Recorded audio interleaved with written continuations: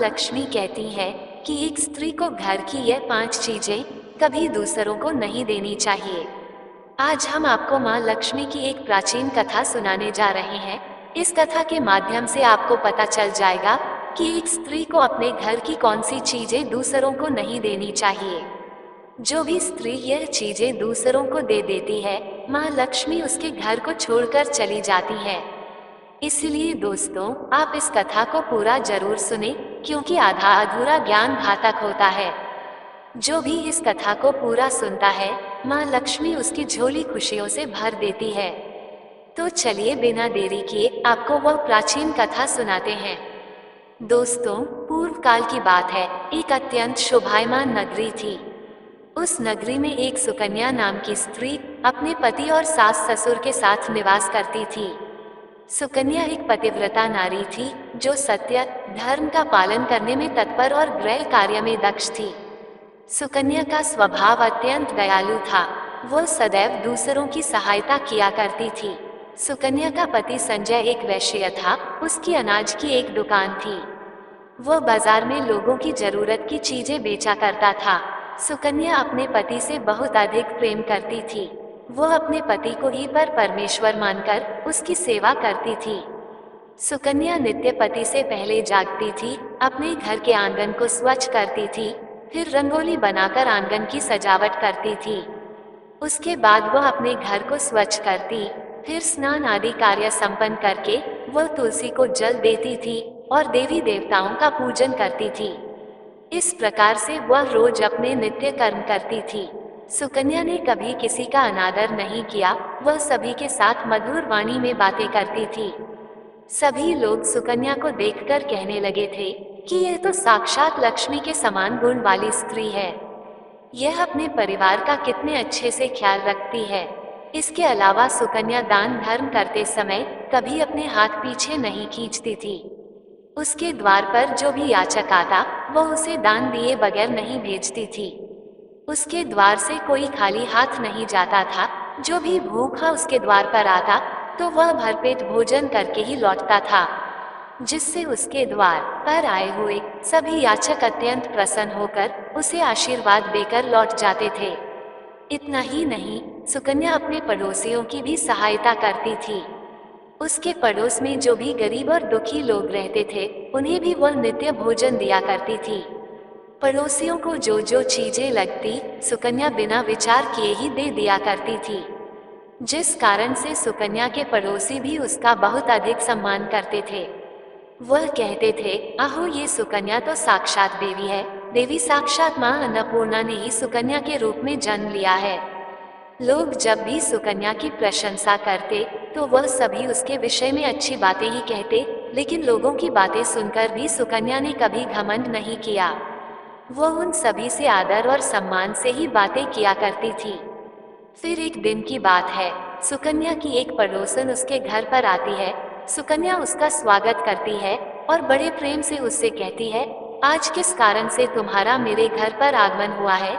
यदि कोई वस्तु चाहिए तो मुझसे मांग लो, मैं तुम्हारी अवश्य मदद करूंगी। सुकन्या की पड़ोसन कहती है, हे सुकन्या बहन, आज मेरे घर पर बहुत से रिश्तेदार आए हैं। उनके लिए मैं भोजन बना रही हूँ, इसलिए मैं तुम्हारे पास रोटी बनाने के लिए चकला, बेलन और तवा मांगने आई हूँ। यदि तुम कुछ समय के लिए मुझे चकला, बेलन और तवा दे दोगी तो बड़ी कृपा होगी। मैं काम हो जाने के बाद तुम्हें जल्दी ही लौटा दूंगी। सुकन्या कहती है, हे बहन, इसमें क्या बड़ी बात है? अभी मुझे चकला बेलन की आवश्यकता नहीं है, इसीलिए तुम मेरा चकला, बेलन और तवा ले जा सकती हो। रुको, मैं अभी तुम्हें लाकर देती हूँ। फिर सुकन्या रसोई घर में जाती है और रसोई घर से चकला, बेलन और तवा लाकर उस पड़ोसन को देती है। तब पड़ोसन कहती है, हे बहन, तुम्हारा बहुत बहुत धन्यवाद। आज तुमने मेरा काम सफल कर दिया। मैं अपने मेहमानों को भोजन कराकर तुम्हारा चकला बेलन जल्दी से लौटा देती हो। सुकन्या कहती है, हे बहन, चिंता की कोई बात नहीं है। जब तुम्हारा कार्य पूर्ण हो जाएगा तब तुम मुझे लौटा देना। फिर वह पड़ोसन सुकन्या का चकला, बेलन और तवा लेकर चली जाती है। कुछ समय बाद अन्य एक स्त्री सुकन्या के घर पर आती है। सुकन्या उसका भी प्रेम से स्वागत करती है और पूछती है, संकोच ना करो और बताओ तुम्हें मुझसे क्या चाहिए, मैं तुम्हारी मदद जरूर करूंगी। तब वह स्त्री कहती है, हे बहन, मेरे घर में बहुत गंदगी हो गई है और मेरे घर को साफ करने के लिए मेरे पास कुछ भी नहीं है। इसलिए मैं तुम्हारे पास झाड़ू मांगने के लिए आई हूँ। यदि तुम्हें कोई समस्या ना हो तो कृपा करके मुझे अपने घर की झाड़ू दे दो। मैं अपना घर साफ करके तुम्हें झाड़ू लौटा दूंगी। सुकन्या बिना विचार किए ही कहती है, हे बहन, बस झाड़ू ही तो है, इसमें क्या समस्या हो सकती है। तुम रुको, अभी मैं तुम्हें अपने घर की झाड़ू लाकर देती हूँ। इतना कहकर सुकन्या घर के अंदर जाती है और झाड़ू लेकर आती है और उस स्त्री को दे देती है। वह स्त्री सुकन्या के घर की झाड़ू लेकर चली जाती है। फिर कुछ देर बाद अन्य एक स्त्री सुकन्या के घर पर आती है। सुकन्या उसका भी बड़े प्रेम से स्वागत करती है। सुकन्या कहती है, पधारो बहन, क्या बात है, आज मेरे घर पर किस कारण से आना हुआ। तुम्हें जो कुछ भी चाहिए निसंकोच होकर कहो, मैं तुम्हारी सहायता करने का प्रयास अवश्य करूंगी। तब वह स्त्री कहती है, हे सुकन्या बहन, तुम बड़ी दयालु हो, मैंने तुम्हारे बारे में बहुत सुना है और तुम सभी की मदद करती रहती हो। इसलिए मैं तुम्हारे पास एक छोटी सी मदद मांगने के लिए आई हूँ। सुकन्या कहती है, हे बहन, संकोच न करो, तुम्हें जो कुछ भी चाहिए मांग लो। यदि मेरे बस में होगा तो मैं मना नहीं करूंगी, मैं तुम्हारी सहायता अवश्य करूंगी। तब वह स्त्री कहती है, सुकन्या बहन, आज मेरी बेटी को देखने के लिए लड़के वाले आ रहे हैं, इसलिए मैं चिंता में हूँ। मेरे पास पहनने के लिए एक भी गहना नहीं है, तो मैं अपनी बेटी को क्या दूँ। उसके पास पहनने के लिए अच्छे वस्त्र भी नहीं है, इसलिए कृपा करके मुझे आप थोड़े गहने और वस्त्र उधार में दे दीजिए। केवल एक दिन के लिए, जब लड़के वाले देखकर चले जाएंगे तो मैं तुम्हारे गहने लौटा दूंगी। उस पड़ोसन की बात सुनकर सुकन्या कहती है, बस इतनी सी बात है बहन, तुम चिंता मत करो, तुम्हारी पुत्री मेरी छोटी बहन के जैसी है, उसकी सहायता मैं अवश्य करूंगी। मैं अभी तुम्हें मेरे गहने और साड़ी देती हूँ, जिसे पहनकर तुम्हारी पुत्री राजकुमारी लगेगी। फिर सुकन्या अंदर जाती है, गहने और साड़ी लेकर आती है और उस पड़ोसन को दे देती है। वह पड़ोसन प्रसन्न होकर सुकन्या के गहने और साड़ी लेकर चली जाती है। फिर शाम हो जाती है और अन्य एक पड़ोसन सुकन्या के घर पर आती है। सुकन्या उसका भी बड़े प्रेम से स्वागत करती है और कहती है, बताओ, मैं तुम्हारी किस प्रकार से सहायता कर सकती हूँ। तुम्हें जो कुछ चाहिए निसंकोच होकर कहो, मैं तुम्हारी मदद जरूर करूंगी। वह पड़ोसन कहती है, हे सुकन्या बहन, तुम बड़ी दयालु हो और तुम सभी की मदद करती हो, इसलिए मैं तुम्हारे पास आई हूँ। मेरा बच्चा भूखा है और उसे पिलाने के लिए दूध नहीं है, इसलिए मैं तुम्हारे पास दूध मांगने के लिए आई थी। अगर थोड़ा सा दूध मिल जाता तो बड़ी कृपा होती। सुकन्या कहती है, अरे बहन, इसमें कौन सी बड़ी बात है, लो अभी मैं तुम्हें दूध दे देती हूँ। सुकन्या रसोई घर में जाती है और थोड़ा सा दूध लेकर आती है और उस पड़ोसन को दे देती है। वह पड़ोसन प्रसन्नता से उस दूध को लेकर चली जाती है। इस प्रकार से सुकन्या अपने सभी पड़ोसियों की मदद कर देती है और प्रसन्न होकर घर का काम करने में लग जाती है। फिर रात होते ही उसका पति घर पर लौट आता है। सुकन्या अपने पति को प्रणाम करती है और उसकी खूब सेवा करती है। रात को दोनों पति पत्नी आनंद से सो जाते हैं। फिर दूसरे दिन में जागते हैं तो उन्हें एक बहुत ही बुरी खबर कानों पर पड़ती है। एक आदमी दौड़ते हुए सुकन्या के घर पर आता है और सुकन्या के पति से कहता है, हे भाई, कल रात को किसी ने आपकी दुकान लूट ली है, सारा माल गायब है। सुकन्या का पति एकदम से घबरा जाता है और दौड़ते हुए अपने दुकान पर जाता है तो देखता है उसका सारा माल किसी ने लूट लिया है। वह देखता है कि उसके दुकान में रखा हुआ सारा धन भी चोरी हो चुका है। वह दुखी और निराश होकर घर पर लौटता है और सुकन्या को सारी बात बताता है, जिसे सुनकर सुकन्या बहुत दुखी हो जाती है। सुकन्या कहती है, आप चिंता न कीजिए जी, हमारे घर में अभी बहुत सारा धन रखा हुआ है, जिससे आप फिर से व्यापार शुरू कर सकते हैं। फिर सुकन्या अपने घर की तिजोरी में देखती है तो वह भी पूरी तरह खाली दिखाई देती है।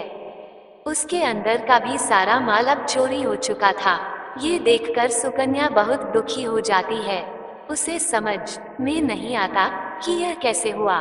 सुकन्या का पति उस पर बहुत क्रोधित हो जाता है और पूछता है, सुकन्या सच सच बताओ, हमारे घर के अंदर रखा हुआ सारा पैसा कहाँ गया?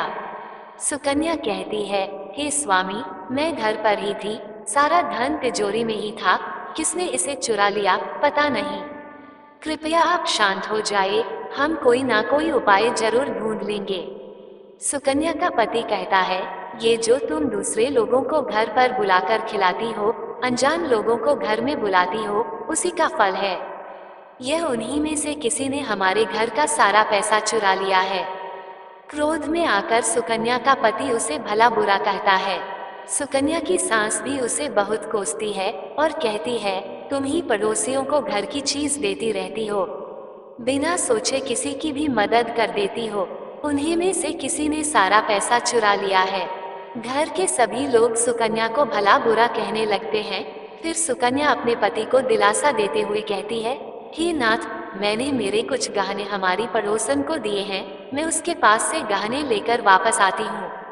फिर सुकन्या उस गरीब पड़ोसन के घर पर जाती है तो देखती है उसके घर पर कोई नहीं होता है।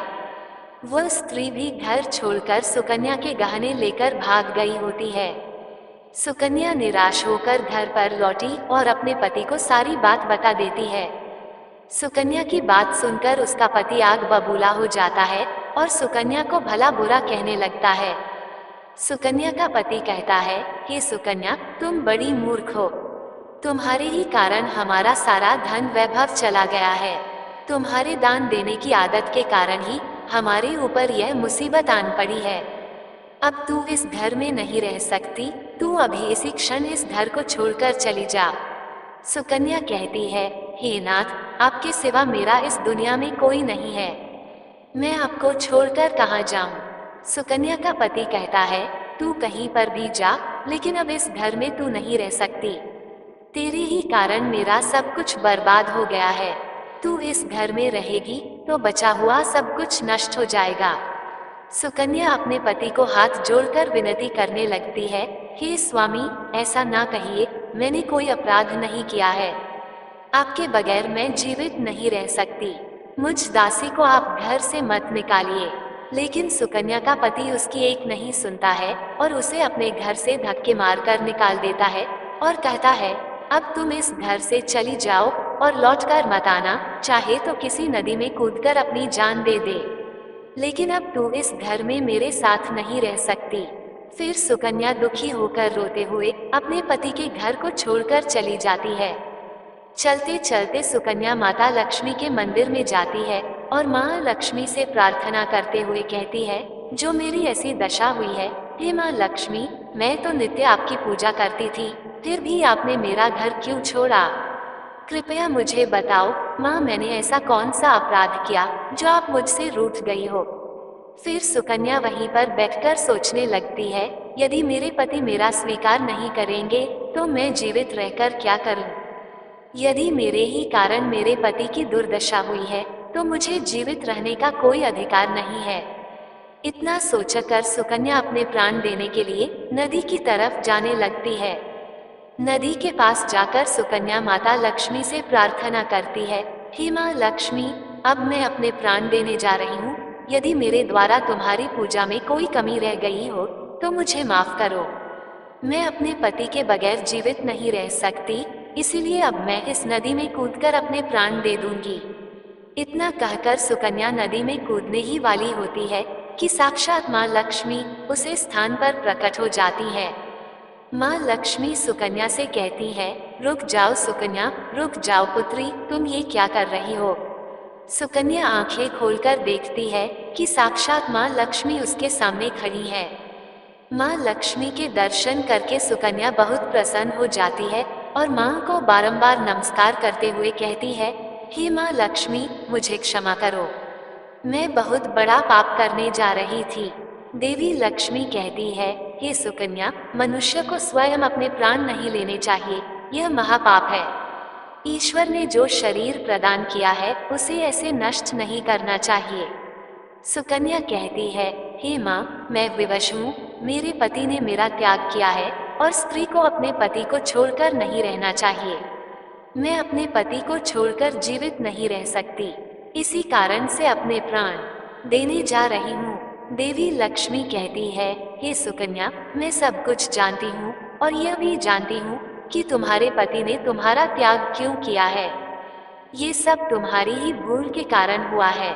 तुमने अनजाने में कुछ ऐसा चीजों का दान किया था जिस कारण से मुझे तुम्हारा घर छोड़कर जाना पड़ा। जो भी स्त्री अपने घर के इन चीजों को दूसरों को दे देती है, उनके घर में मेरा वास नहीं होता है। मैं उन वस्तुओं के साथ ही उनका घर छोड़कर चली जाती हूँ। तब सुकन्या कहती है, हे माँ, ऐसी वो कौन सी वस्तुएं हैं, कृपया आप मुझे बताइए। देवी लक्ष्मी कहती हैं, हे पुत्री, अब तुम ध्यान से सुनो। मैं तुम्हें उन चीजों के बारे में बताती हूँ जो किसी भी स्त्री को दूसरों को नहीं देनी चाहिए। इन चीजों का दान करने पर मैं उस घर को छोड़कर चली जाती हूँ। हे सुकन्या, सबसे पहली वस्तु है चकला, बेलन और तवा। किसी भी स्त्री को अपने घर का चकला, बेलन और तवा कभी दूसरों को नहीं देना चाहिए। रसोई घर में इन वस्तुओं का महत्व सबसे अधिक होता है। इन वस्तुओं की पवित्रता सदैव ही बनी रहनी चाहिए। इन्हीं वस्तुओं से भगवान विष्णु को प्रसाद बनाया जाता है और तवे पर बनी पहली रोटी भी गाय को खिलाई जाती है। इसलिए इन वस्तुओं को हमेशा स्वच्छ और शुद्ध रखना चाहिए। दूसरों को देने पर यह अपवित्र हो सकती है और फिर इनका उपयोग करना अशुभ फल प्रदान करता है। इसलिए सुकन्या, तुमने अपने रसोई घर के चकला, बेलन और दवा अपनी पड़ोसन को देकर पहली सबसे बड़ी भूल की है। आगे माँ लक्ष्मी कहती है, हे सुकन्या, अब तुम दूसरी वस्तु के विषय में सुनो। तुमने अपनी पड़ोसन को अपने घर में रखी हुई झाड़ू ही दे दी। जिस वस्तु में मेरा सदैव वास होता है, जो वस्तु मुझे सबसे अधिक प्रिय है, तुमने उसे ही दूसरे को दे दिया, तो फिर मैं तुम्हारे घर में कैसे ठहरती। हे सुकन्या, जो स्त्री अपने घर की झाड़ू दूसरों को दे देती है, मैं उसके घर को त्याग देती हूँ। झाड़ू से घर की स्वच्छता की जाती है और जहाँ पर स्वच्छता होती है उसी स्थान पर मेरा वास होता है। ध्यान में रखना सुकन्या, घर में झाड़ू को हमेशा छुपा कर रखना चाहिए। झाड़ू पर बाहरी व्यक्ति की दृष्टि भी नहीं पड़नी चाहिए। झाड़ू एक अत्यंत पवित्र वस्तु है, इसे पैर नहीं लगना चाहिए। माँ लक्ष्मी कहती है, हे सुकन्या, अब तुम तीसरी वस्तु के विषय में सुनो, जो एक स्त्री को कभी दूसरों को नहीं देनी चाहिए। वो वस्तु है आभूषण। एक स्त्री को अपने आभूषण कभी अन्य महिला को नहीं देने चाहिए। मैं सदैव ही आभूषणों में वास करती हूँ। स्त्री के 16 श्रृंगार में गहनों का बहुत अधिक महत्व होता है। एक विवाहित स्त्री को अपने आभूषण कभी अन्य स्त्री को पहनने के लिए नहीं देने चाहिए। जो स्त्री अपने आभूषण अन्य स्त्रियों को देती है, उसके जीवन में दुर्भाग्य आता है। हे सुकन्या, अब मैं तुम्हें चौथी वस्तु के विषय में बताती हूँ। किसी भी मनुष्य को शाम हो जाने के बाद कभी सफेद रंग की वस्तुओं का दान नहीं करना चाहिए। किंतु तुमने शाम के समय दूध का दान किया था। शाम को दूध का दान करने से जीवन में दुर्भाग्य आता है। शाम को सफेद रंग की चीज दान करने से मनुष्य के जीवन में अशुभ फल आता है। माँ लक्ष्मी कहती है, हे सुकन्या, अब मैंने तुम्हें उन सभी वस्तुओं के बारे में बता दिया है जिनका कभी दान नहीं करना चाहिए। ये वस्तुएं कभी दूसरों को उधार में अथवा उपयोग के लिए नहीं देनी चाहिए। सुकन्या कहती है, माँ लक्ष्मी, मुझे बड़ी भूल हो गई, मैं इन बातों से अनजान थी। कृपया मुझे क्षमा करो और अब मुझे प्रायश्चित करने का उपाय बताओ। देवी लक्ष्मी कहती है, हे सुकन्या, तुमने प्रायश्चित पहले ही कर लिया है, इसलिए अब तुम अपने घर पर लौट जाओ। मैं तुम्हें तुम्हारा संपूर्ण वैभव और धन संपत्ति लौटा देती हूँ। इतना कहकर माँ लक्ष्मी उस स्थान से अंतर्ध्यान हो जाती है। फिर सुकन्या भी माँ लक्ष्मी को धन्यवाद करती है और उस स्थान से घर की तरफ जाने लगती है। तभी उसका पति ढूंढते हुए उसी की तरफ आ रहा होता है। वह सुकन्या के पास आकर उससे क्षमा मांगता है और कहता है, हे सुकन्या, मुझे माफ करो, मैंने तुम्हें बहुत भला बुरा कहा था। तुम तो साक्षात देवी के समान हो।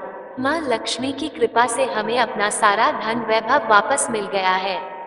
जिन लोगों ने हमारा धन लूटा था, उन सभी ने हमारा धन हमें लौटा दिया और तुम्हारा नाम लेते हुए क्षमा मांग ली है।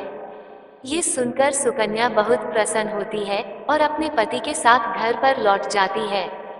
माँ लक्ष्मी की कृपा से सुकन्या के घर में फिर से सुख समृद्धि आती है और उसके बाद से सुकन्या ने अपने घर की यह चीजें कभी दूसरों को नहीं दी। तो दोस्तों, उम्मीद है आपको ये कथा पसंद आई होगी। जय माँ लक्ष्मी, जय श्री कृष्ण। दोस्तों, आपको ये जानकारी कैसी लगी, कृपया कमेंट करके जरूर बताएं। वीडियो पसंद आया हो तो लाइक करें और ऐसी ही और भी बहुत सारी कहानियों को सुनने के लिए चैनल को सब्सक्राइब जरूर करें। धन्यवाद।